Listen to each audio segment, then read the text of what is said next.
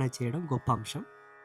అంబాత్రయ్య క్షేత్రంలో 2026వ సంవత్సరం జనవరి 19 తారీఖున శ్యామల నవరాత్రులు ప్రారంభమై జనవరి 28వ తారీఖున శ్యామల నవరాత్రులు ముగియనున్నాయి. 9 రోజులు అమ్మ యొక్క విశేషమైనటువంటి పూజలు, అర్చనలు, హోమములు, జపములు, తపములు 5 విధాలుగా అమ్మవారికి కైంకర్యాలు చేస్తారు అంబాత్రయ్య క్షేత్రంలో. యథాతథంగా మన యొక్క పీఠానికి మాన్యతగా ఉండేటటువంటి ఆచార్యులు చంద్రశేఖర శివాచార్య వారి శిష్యబృంద సమేతంగా వచ్చి ఈ కార్యక్రమాలు నిర్వహిస్తున్నారు. మన పీఠానికి ఇంతకుముందు వచ్చిన వాళ్లకు వారు సుపరిచితులే, అందరికీ తెలిసే ఉంటుంది.